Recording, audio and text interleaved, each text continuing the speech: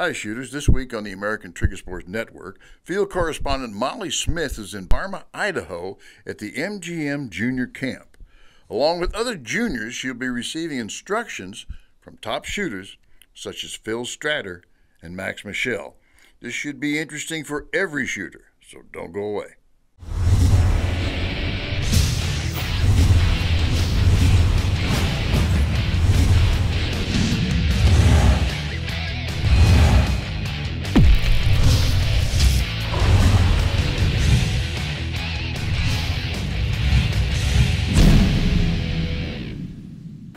Hey guys, we're at the Parma Rod and Gun Club, and this time we're here for the MGM Junior Camp, and we're going to be having more experiences with these juniors, learning some intermediate skills.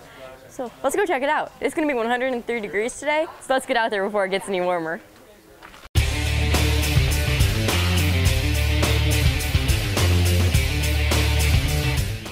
Trust me, every time you come into position more prepared to shoot, you pick up 0.2 of a second without even doing anything.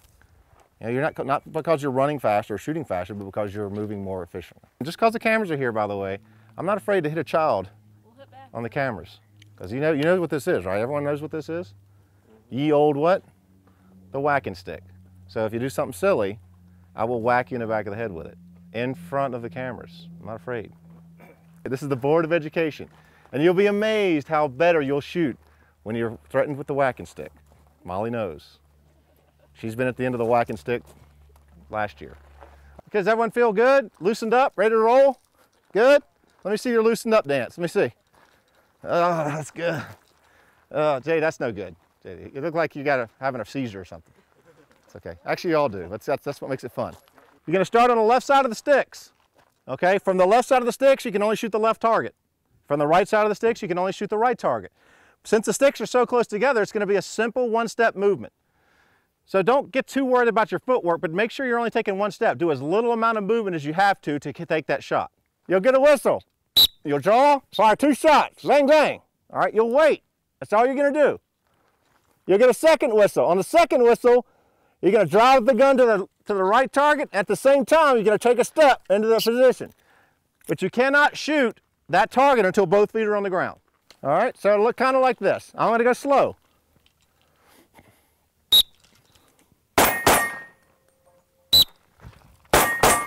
Now notice when I took that shot, my foot was almost in. It was like almost touching the ground. And you notice my gun never lowers. My gun never drops. The gun's always up, always on target, and always ready to shoot, especially when I'm this close to the shooting box.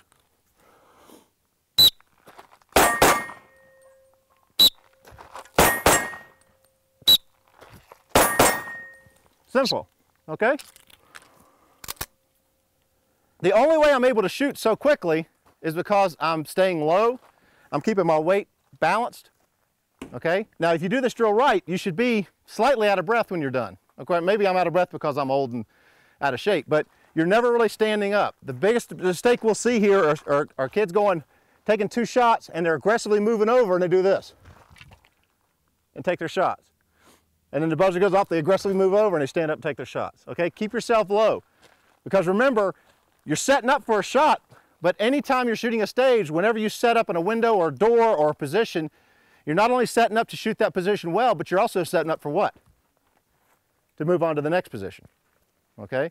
If you set yourself up in a bad position, not only off balance, but if you had to move that direction and you got a weird stance, well, now you got to try to find a way to run out of that position quickly, all right? Have you ever seen a lion, like right before it's getting ready to take down an antelope? You see it on National Geographic, what it looks like? It's aggressive, it's crouched down, it's ready to jump, ready to move. Right now, you look like the antelope that's getting ready to get eaten, all right? So slow yourself down, be aggressive, like you're getting ready to run. Like imagine I just dropped a briefcase full of money right there and you got to go get it really quick. So you wouldn't be, you were like, oh, that's $1,000, or you'd be like this, ready to roll. So get yourself in a more aggressive stance. All right, you ready? Guns up. Down, keep going. No, your gun's up, but your leg, there you go. Ready? Step hard, stay down. There you go. Ready? Stay down. Aggressive. There you go. Reload. Quick, quick. Reload. Go on. Quick. Like you're on the clock. Ready? You get the idea? Get yourself set up a little bit wider in your stance. There you go. That's going to give you If you set up wider and put more weight on the outside leg, it's going to give you a stronger push off to the next position. All right, ready? Push off. There you go.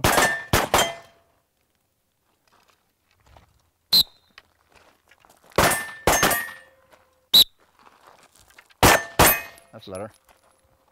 Get forward though, move forward.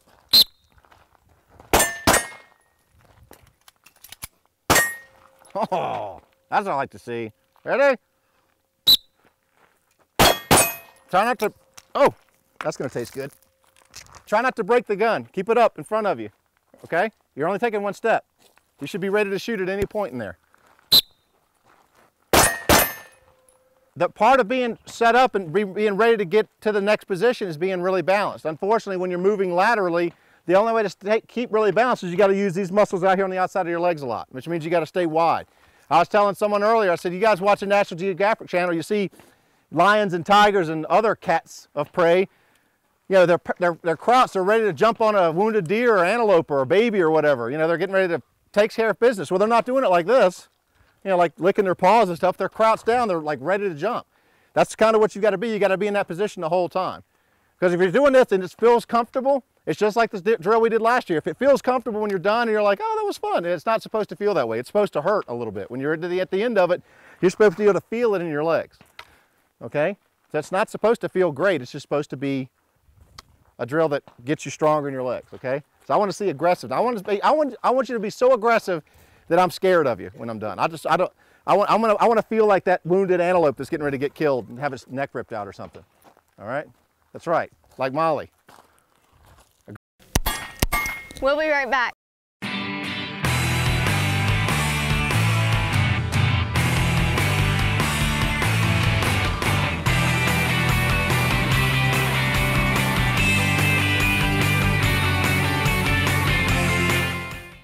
Welcome back to the MGM Junior Camp.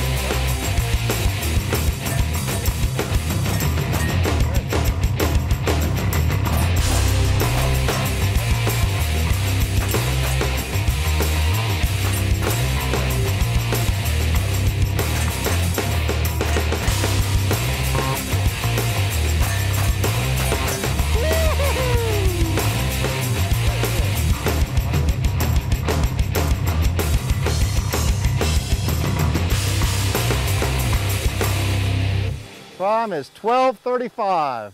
The champion, raise your hand in victory.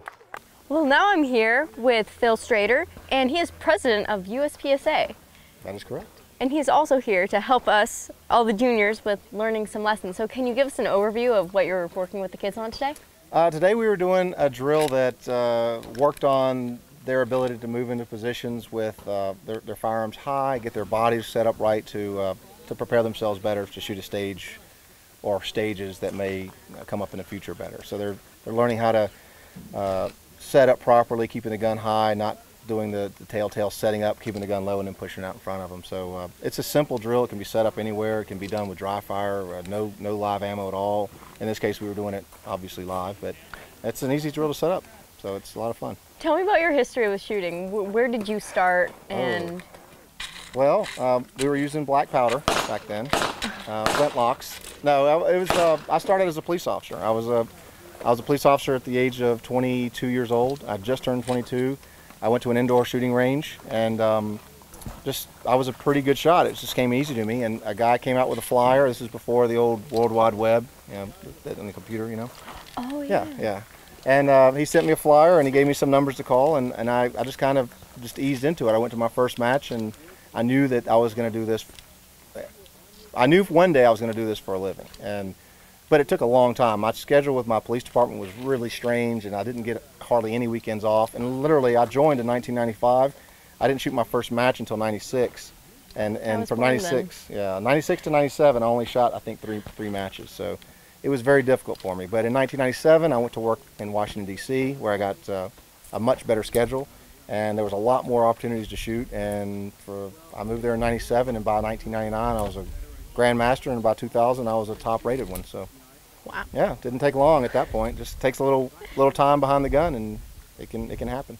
Well, you didn't have the head start that all the kids here have. You were not a junior when you started. What makes you want to help these crazy kids with doing this? Well, you know, it's a unique opportunity that I honestly didn't have. But, you know, it's kind of based on, I had an experience with Todd Jarrett. Todd's one of the top shooters that's ever lived. And I was a new shooter. I wasn't a junior, but I had junior skills. I didn't know what I was doing. I was going to matches. I wasn't very confident in my ability. And I went to Todd, and he actually, jokingly in a way, pulled me off to the safety area and told me what I was doing right and wrong. And you know, it had a big influence on me. I had to relearn how to shoot, and I already had to relearn how to hold the gun. But I can attribute a lot of my success to that not even a 3-minute session with Todd. So I thought, well, maybe if I could get a chance to come out here and spend a couple hours with juniors, an opportunity I never had, then what will they do? Maybe they will be the next USPSA president. Maybe they will be the next you know, world champion, or whatever the case may be. So it's just a good opportunity to help juniors. You know, the support for juniors has never been stronger, and it only makes sense for me to come out and kind of help where I can. And I've been told I'm a decent instructor, so it can't hurt.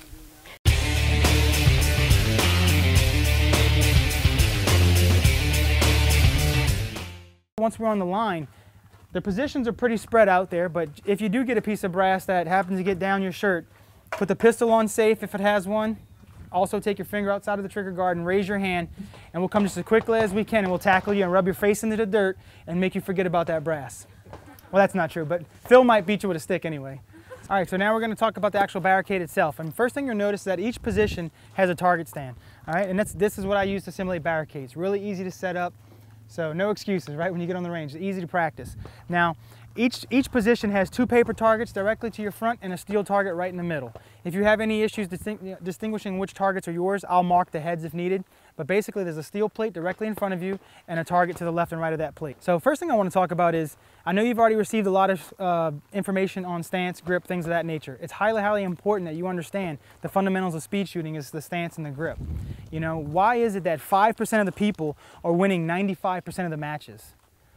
Think about that. 5% of the shooters out there in the world are winning 95% of the matches. It's not because they're lucky, right? It's because they figured out what they needed to work on and how to work on it. And the stance and the grip is a very, very critical thing. From the right-hand side of the barricade, my right foot is forward. From the left-hand side of the barricade, my left foot is forward, okay? And I'll show you why. From the right-hand side of the barricade, again, if my left foot was forward, it'd be hard for me to get the target too, because my shoulders, okay, are now, and my upper body is now squared off to this side of the range, but I need to be shooting over here. So all I'm simply going to do is adjust my stance, right foot, left foot, to come back to this way. And now you notice that my arms, from here to here, I'm increasing my field of view down range by 40 to 50% or 30 to 40% easily. What I'm doing is I'm making the stage and the course of fire easier. That's all I'm doing. Okay, there's a lot of great course designers out there that try to design these crazy things, and it's our job to make them as easy as possible. So it's all about changing your position, getting the center of your body in the direct center of the actual target array. Does that make sense? We'll be right back.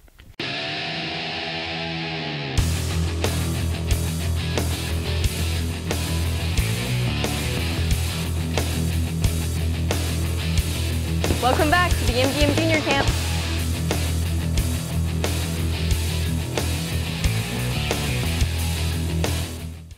My name is Michel. I'm originally from New Orleans, Louisiana. I started competing around the age of 8 or 9. So I actually got my first rifle when I was 5 years old from my father at my birthday. I don't know how happy my mother was at the time. I have a couple kids, or a few kids now, and I have a boy who's 6 and another boy who's 4. And I can't believe my parents, you know, took me out on the range at 5 years old, but they did, and I'm very thankful that they did. So I got my first rifle at 5 years old, kind of progressed from there. 8 or 9 years old, I started competing. And my father and I, we would literally go to a match, you know, within a 2-hour radius of New Orleans every single weekend. I didn't have this opportunity when I was a junior shooter. We just didn't have a junior camp, and just didn't. That's part of the reason why I'm here, is to help give back to you guys, because we didn't have that. The next thing I want you to think about is bending your knees, getting low to the ground. Because one of the most common things I see is when you come up to the shooting position is it's very easy to extend this leg out, lock your exterior leg, and what happens is when you stand up tall here, this leg isn't tall enough, is it? So now your heels come up off the ground. Then the next thing you want to do is roll over at the waist. I can see the target very easily now, so I can shoot it from here. But give me a few reasons why this might be a bad thing. You only have 1 foot on the ground. Only have 1 foot on the ground, leaning back, right? I have no stability. So if I try, I can shoot accurately like this. It'll just take me a whole long time, a very long time to get it done. Okay, if I shoot quickly, I'm gonna be rocking back and I'll be missing the target. So how do we counter that? We wanna get as low as possible, get our knees bent, and keep the gun straight up and down. Because what's gonna happen is the gun's gonna lift in the path of least resistance. So if I'm here from where my elbows are, it's gonna be going away from my body. If I bring that gun straight up in front of me, now I can use my chest, my arms, my biceps, triceps, forearms to kind of keep that gun down before it lifts in recoil. Good recoil management, right?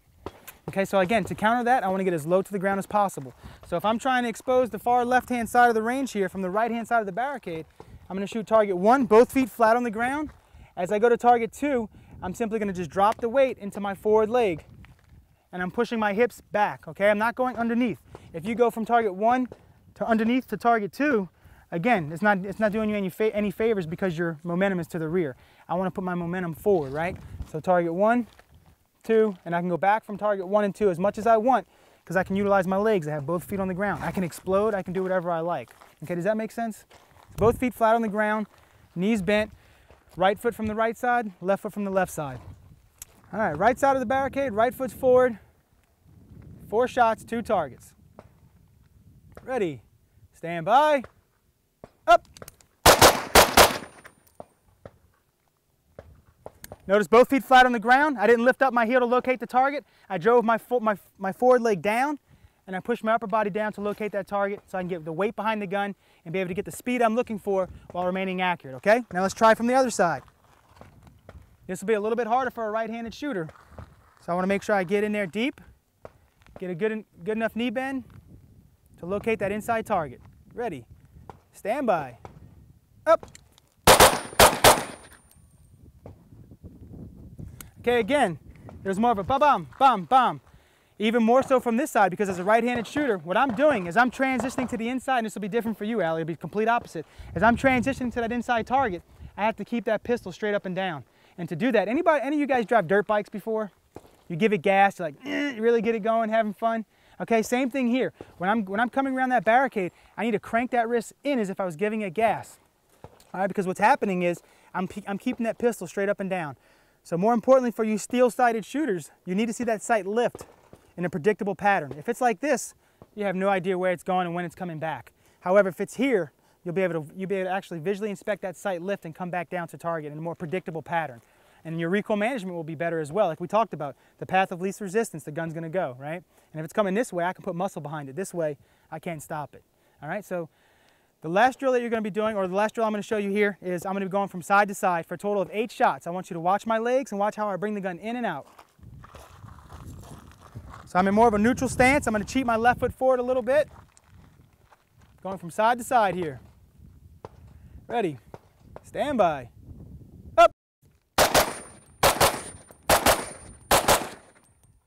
Anytime you're moving or loading or doing something, I call that dead time. Anytime the clock is moving and you're not gathering points, you got to get going. You got to be aggressive. Anytime you're shooting, that's your time to put them in the A zone. All right, here we go. The command's going to be ready, up. On the up command, you're going to draw and fire. Ready, up. Watch that first shot. Give me a little bit more sight picture on that first shot. A slight pause. Get up there quickly and then let it pause. Ready, up.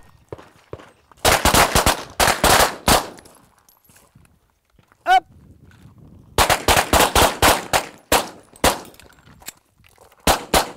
Open up your stance a little bit for me. Bring this foot kind of toward the rear. Bring it a little, there you go. The wider you are, the more aggressive you'll be able to move and the more recoil management that you'll have. Ready, up.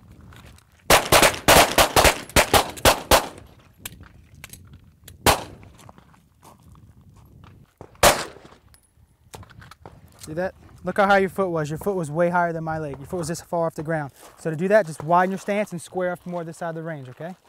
Ready, up.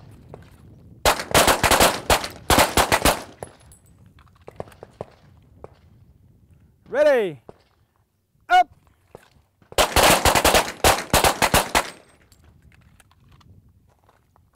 Ready, up. Looking good, guys. It's a privilege to be out here at this camp. I mean, how many people didn't get to come out? So just think about that. You're given an opportunity, okay? You earn an opportunity and you're given that opportunity, but it's what you do with the opportunity that makes it better.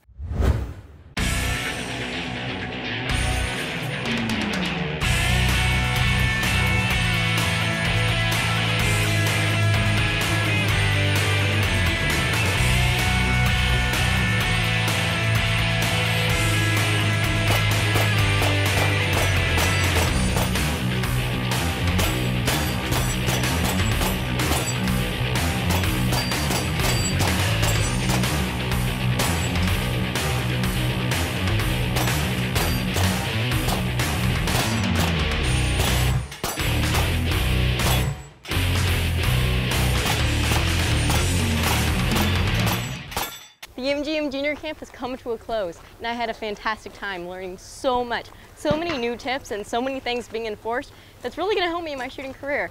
And I had a great time, and I hope you did too. So tune in next week, and thank you for watching.